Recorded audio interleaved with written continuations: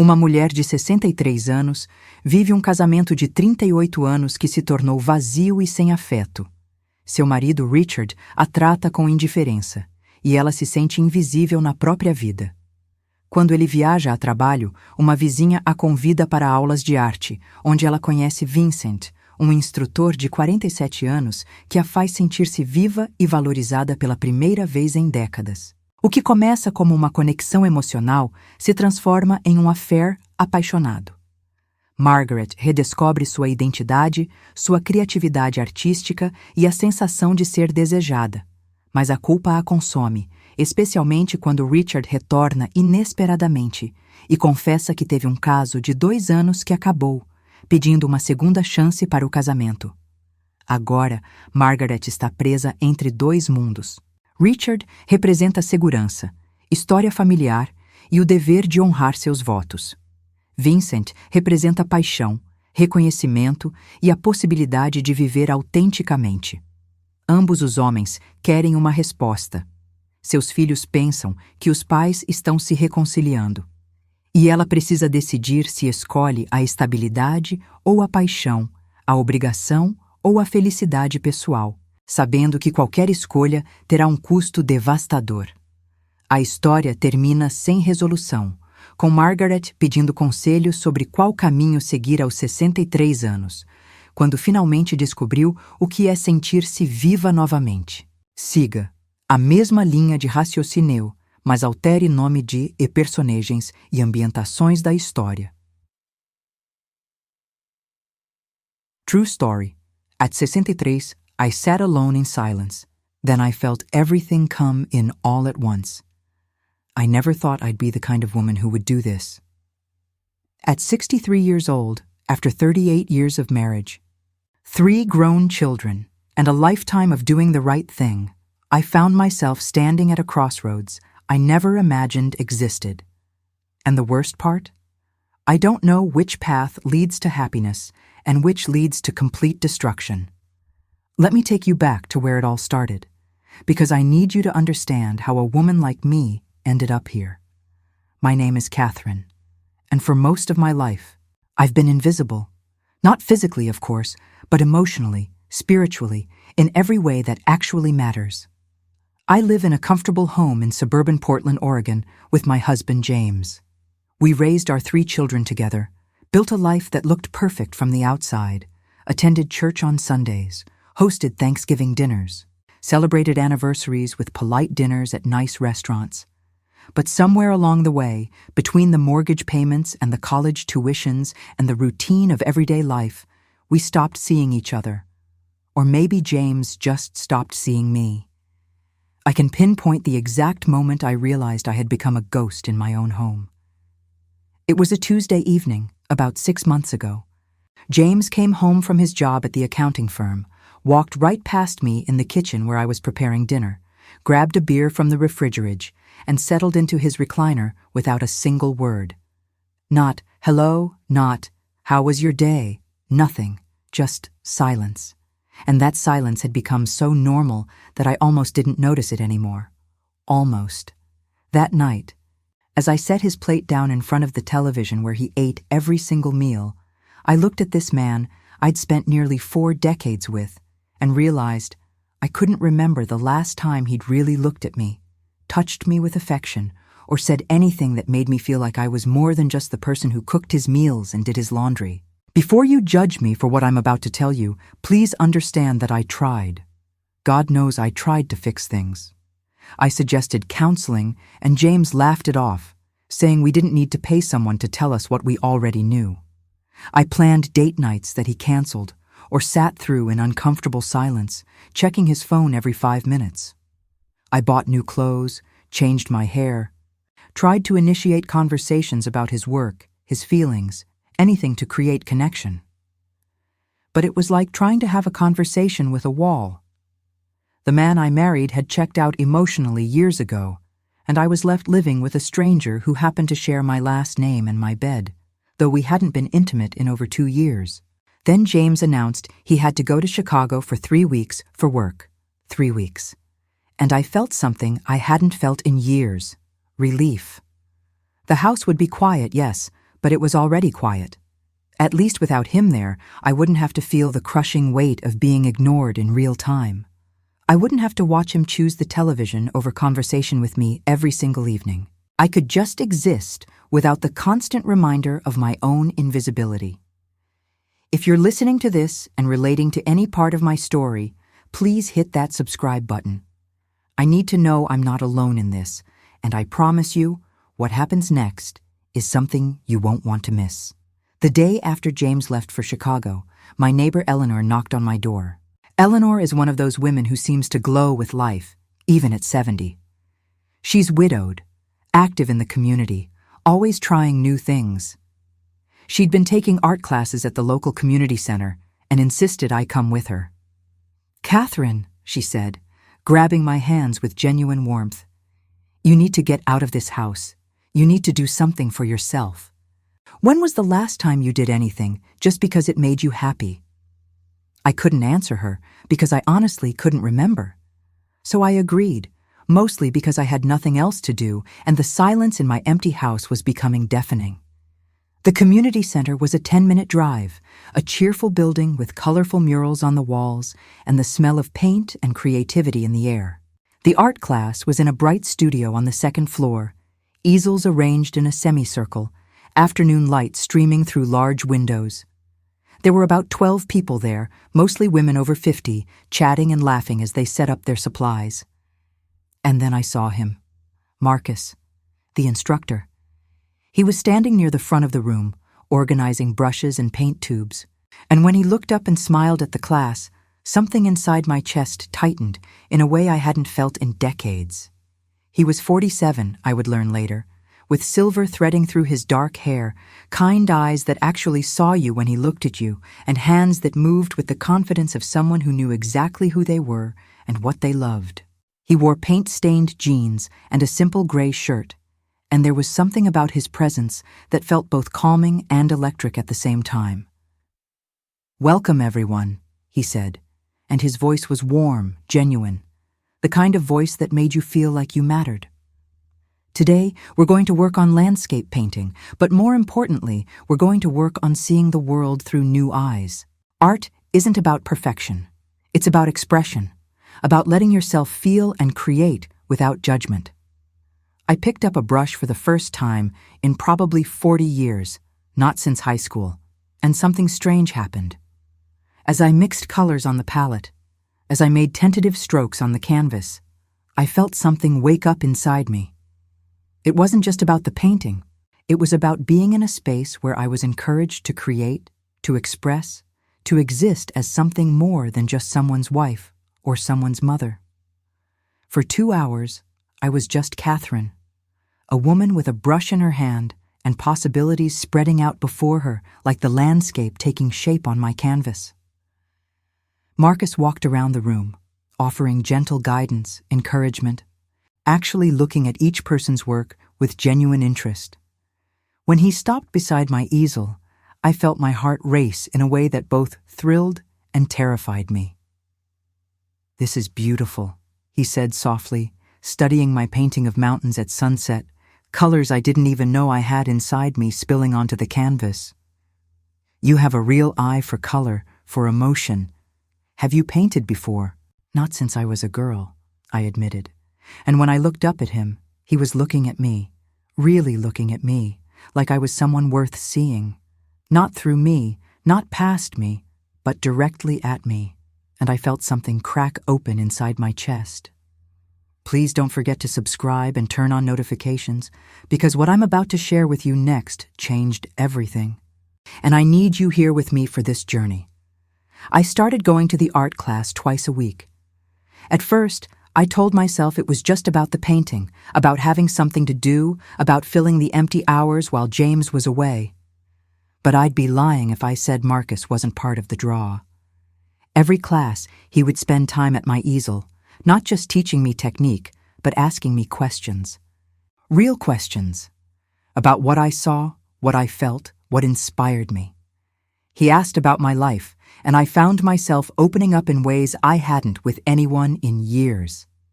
I told him about my children, about my garden, about the books I loved to read, about dreams I'd had when I was young that I'd somehow forgotten along the way. "You're not just learning to paint," Marcus said to me one afternoon after class, when most of the other students had already left. "You're remembering who you are. I can see it happening. Every week you come in a little more alive." His words hit me like a physical touch. When was the last time James had noticed anything about me?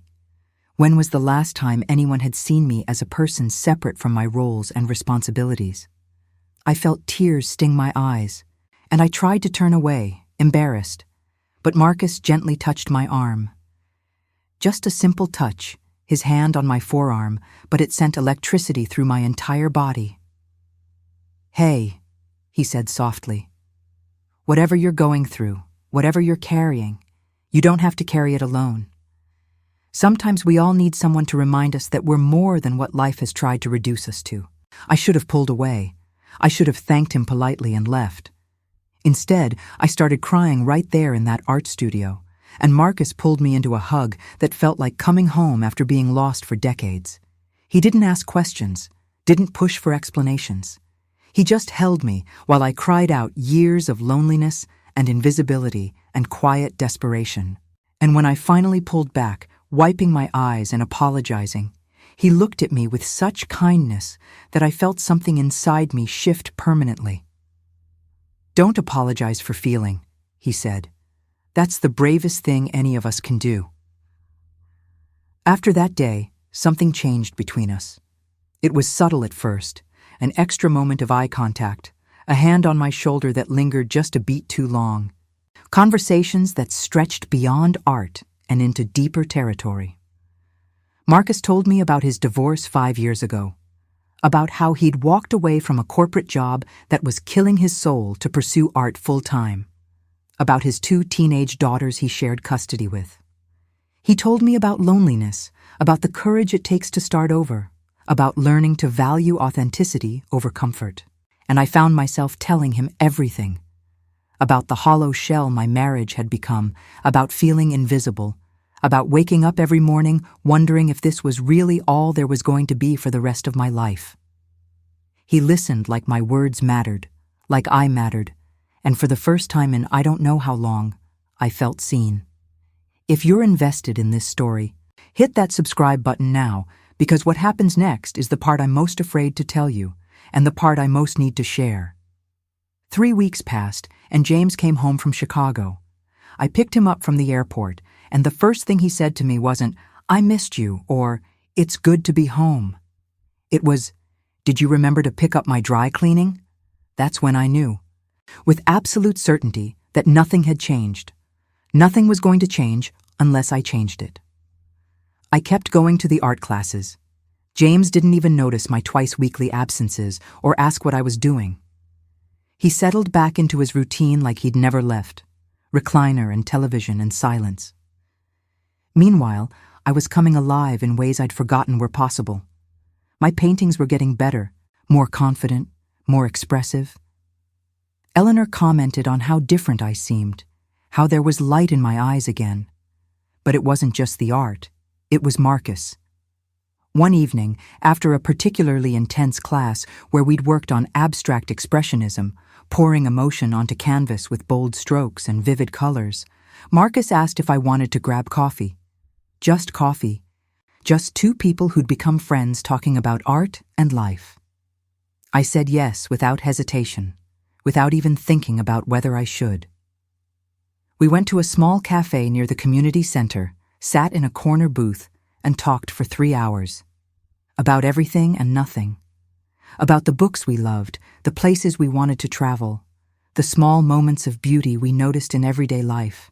He made me laugh in a way I hadn't laughed in years, deep, genuine laughter that came from joy rather than politeness. When he walked me to my car, the October air crisp and cool, he took my hand. Just held it for a moment, his fingers intertwined with mine, and looked at me with an intensity that made my breath catch. "Catherine," he said quietly, "I know this is complicated. I know you're married. But I need you to know that spending time with you is the best part of my week. You're extraordinary, and I hope someone in your life is telling you that regularly, but if they're not, I want to. I should have pulled my hand away. I should have reminded him that I was a married woman, that this was inappropriate, that we needed boundaries. Instead, I squeezed his hand back and heard myself say, "You're the only person who makes me feel like I exist." The next week, coffee turned into dinner. Dinner turned into long drives where we'd park somewhere overlooking the Columbia River and talk until the stars came out. And then one night, in his car with rain pattering on the windshield and the city lights blurring in the distance, Marcus kissed me, and I kissed him back. And for the first time in decades, I felt alive in every cell of my body. I felt desired, cherished, seen in a way that made me remember I was still a woman with needs and wants and the capacity for passion. Please subscribe if you're still with me, because I need to know you're here, that you understand how a woman gets to a point where she does something she never thought she'd do. What started as one kiss became something more. I'm not going to give you explicit details, because that's not what this is about. This is about the fact that at 63 years old, I discovered that I wasn't dead inside after all. Marcus made me feel beautiful, desired, valued in ways my husband hadn't in so many years I'd lost count. When I was with Marcus, I wasn't just James's wife or my children's mother. I was Catherine, a woman who liked art and literature and long conversations about philosophy. I was someone whose opinions mattered, whose dreams were worth discussing, whose body was still capable of feeling pleasure and connection. The guilt was crushing. Every time I came home from being with Marcus, I would look at James sitting in his recliner, completely unaware that his wife had just spent hours in another man's arms, and I would feel like the worst person in the world. But then James would ask me what was for dinner without even looking up from his phone, and that guilt would transform into something else. Anger, resentment, the feeling that I'd given 38 years to a man who couldn't even be bothered to ask how my day was. I kept telling myself I would end it with Marcus. I kept planning the conversation where I would explain that it had been wonderful, but it couldn't continue, that I'd made vows I needed to honor. But then I'd see him, and he'd look at me like I hung the moon, and I'd ask myself why I should give up the one thing in my life that made me feel human again. This went on for 2 months. 2 months of living a double life, of feeling more alive and more guilty than I'd ever felt simultaneously. My art was flourishing. I was painting almost every day, creating pieces that expressed emotions I didn't even know I had. Eleanor said I looked 10 years younger. My daughter Emily commented during a phone call that I sounded different, happier, and asked if something good had happened. I told her I'd taken up painting again, which was true, just not the whole truth. And then everything exploded in a way I never saw coming. Stay with me because this is where it gets really complicated, and I desperately need your perspective on what happened next. James came home early from work one Tuesday afternoon. He never came home early. Never. I was in my bedroom, getting ready to meet Marcus at his studio, wearing a dress I'd bought specifically because Marcus had mentioned he loved the color blue on me. I was putting on earrings, actually feeling pretty for the first time in years, when I heard James's footsteps on the stairs. He knocked on our bedroom door, which was strange because it was his bedroom too. When I told him to come in, he entered with an expression I hadn't seen on his face in decades. He looked nervous, vulnerable, almost afraid. He stood there for a moment, just looking at me, and I felt my heart start to pound because something was very wrong. "Catherine," he said, and his voice cracked slightly. "We need to talk. I need to tell you something, and I need you to hear me out before you react." I sat down on the edge of the bed, my hands suddenly shaking. Was this it? Had he found out somehow about Marcus? Was my carefully constructed double life about to come crashing down? Part of me felt panic, but another part felt something almost like relief. Maybe it would all be out in the open, and I wouldn't have to carry this weight anymore. "I had an affair," James said, the words tumbling out quickly like he'd been rehearsing them. "It lasted 2 years. It ended 3 months ago. She was a colleague in the Chicago office. It's over now. completely over, and I am so sorry. I sat there in complete shock, unable to process what he'd just said. James had an affair? James, who barely seemed to notice I existed, had been having a 2-year relationship with another woman? The irony would have been funny if it wasn't so devastating. Here, I'd been drowning in guilt over 2 months with Marcus, and my husband had been carrying on a 2-year affair. "Why are you telling me this now?" I finally managed to ask, my voice sounding strange to my own ears. "Because I ended it," James said, sitting down next to me on the bed, careful not to touch me. "I ended it because I realized I was about to lose everything that actually matters. My marriage, you, our family. Catherine, I know I've been a terrible husband. I know I've taken you for granted and shut you out and treated you like you were just part of the furniture. But ending that affair made me see clearly for the first time in years. I don't want to lose you. I want us to start over. I want to try again. Really try this time. If you can believe what you're hearing, please subscribe, because I promise you, it gets even more complicated from here."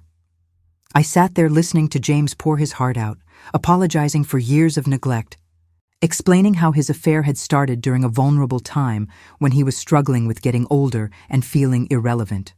How it had been exciting at first, but ultimately empty, because it wasn't built on decades of history and partnership.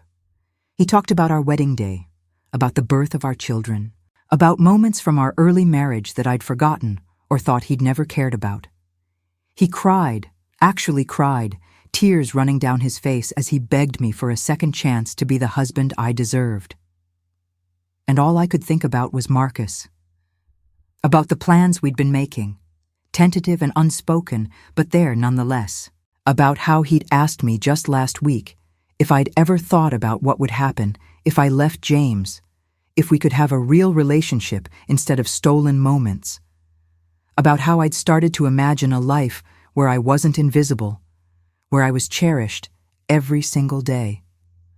"I need time," I told James, my mind racing. "I need time to process this. You've had months to think about this decision. You ended your affair 3 months ago, which means you've had 3 months to prepare for this conversation. I need time." James nodded, looking both relieved that I hadn't thrown him out immediately and terrified that I might. He moved into the guest room that night, giving me space, and I called Marcus, told him I couldn't see him, that something had happened with James and I needed to figure things out. I could hear the hurt in Marcus's voice, the fear that I was choosing my marriage over him, but he said he understood, that he'd wait, that whenever I was ready to talk, he'd be there. I spent 3 days barely sleeping, my mind spinning in endless circles. On one hand, there was James, 38 years of history, 3 children who would be devastated if we divorced, financial security, social standing, the comfort of the familiar, even if that familiar had been slowly suffocating me. And now, apparently, a husband who was finally willing to fight for our marriage, who'd ended his own affair and wanted to recommit to our vows. On the other hand, there was Marcus. Passion I thought I'd never feel again. Someone who saw me, truly saw me, and valued what he saw. The possibility of living authentically, of being with someone who chose me every single day, not out of obligation, but out of genuine desire. But also the chaos of blowing up my entire life, the judgment I'd face from family and friends. Starting over at 63 with no guarantees that what Marcus and I had would last outside of our secret bubble. Subscribe now if you want to know what I decided, because I'm about to tell you something that might shock you. The thing is, I haven't decided. Not really. Not completely. And that's why I'm here, telling you this story. Because I desperately need perspective from people who aren't living inside my head. After those 3 days of tortured thought, I talked to James. I told him I would give our marriage another chance, that we would go to counseling, that we would try to rebuild. I didn't tell him about Marcus. I couldn't. How could I demand complete honesty from him while hiding my own betrayal? But I also couldn't bring myself to confess, not when he was being so vulnerable, so genuine in his desire to make things right. We started seeing a marriage counselor. Dr. Martinez is her name, a woman in her 50s who specializes in couples recovering from infidelity. The sessions are intense, painful, productive. James is showing up in ways he hasn't in years. He's talking about his feelings, asking about mine, actually listening when I speak. He's been affectionate, thoughtful, present. He comes home from work now and asks about my day. He's noticed my paintings and told me they're beautiful. He suggested we take a trip together, just the two of us, something we haven't done in over a decade. And it's working, sort of. I can feel something shifting between us, something that might be the foundation of a renewed partnership. Our children are thrilled. Emily called me crying with happiness when James told them we were working on our marriage. Our son Michael said he'd been worried about us for years and was so relieved we were finally addressing things. Our youngest, Sarah, said she never stopped believing we'd find our way back to each other. But I still think about Marcus every single day, every single hour. I see him at art class twice a week, and it's torture. We maintain professional distance, but I can see the questions in his eyes, the hurt, the hope, the waiting. He hasn't pushed me, hasn't demanded answers, but I know I can't keep him in limbo forever. It's not fair to him. 3 weeks ago, Marcus asked if we could talk privately after class. We sat in his studio, surrounded by paintings and the smell of turpentine and possibility, and he held both my hands and said, "Catherine, I love you. I know this is complicated. I know you have decades of history with James and children and a whole life built together. But I love you, and I think you love me too. And I need to know if there's any chance for us. Because if there's not, I need to start letting you go, and I don't know if I can do that while still seeing you twice a week." I wanted to tell him I loved him too, because I do. Differently than I loved James in our early years, but maybe even more deeply because it's built on really seeing each other, on mutual respect and genuine connection. Instead, I told him I needed more time, and I watched his face fall, even as he nodded and said he'd wait as long as he could. Then last week, James surprised me with tickets to Hawaii.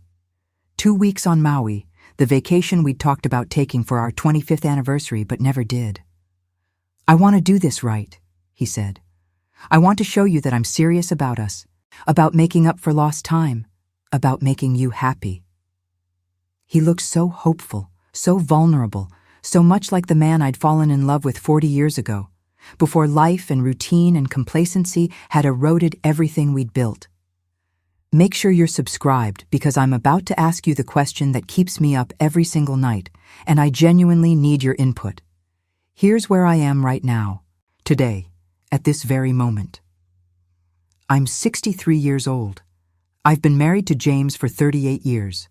We have 3 adult children, 5 grandchildren, a home, a life, decades of shared history. He betrayed me with a 2-year affair, yes, but he's genuinely remorseful and actively working to repair our marriage. The counseling is helping. I can see him trying, really trying, in ways he hasn't in decades. There's a path forward here, a path to restoring what we once had, or maybe building something new on the foundation of what we've learned. But then there's Marcus, 47 years old, divorced, passionate, creative, someone who makes me feel alive in ways I'd forgotten were possible. He sees me not as a wife or a mother or a grandmother, but as Catherine, a whole complex person worthy of love and desire and partnership. With Marcus, I laugh more, create more, feel more. But choosing him means blowing up my entire life. It means admitting my own affair to James right when he's trying so hard to make amends for his. It means facing my children's disappointment and anger. It means starting over at an age when most people are planning retirement, not new relationships. It means leaving security for uncertainty, and I'd be lying if I said that didn't terrify me. The Hawaii trip is in 2 weeks. Marcus has asked me to give him an answer before the end of the month. My counselor says I need to be honest with James about my own betrayal if we're going to have any chance at genuine reconciliation. My friend Eleanor, who knows everything, says I deserve to choose happiness over obligation. My daughter Emily, who knows nothing about Marcus, keeps telling me how happy she is that Dad and I are working things out. I feel like I'm being torn in two. Some days I wake up convinced that I should honor my marriage vows, that James and I can rebuild something meaningful, that choosing stability and history at this stage of life is the wise, mature decision. Other days I wake up aching for Marcus, for the passion and recognition and authentic connection we share, feeling like if I don't choose him, I'll be settling for a life half-lived, letting fear keep me from the happiness I've finally found. And here's what makes it even more complicated. I genuinely care about both of them. This isn't about good versus evil or right versus wrong. James isn't a villain.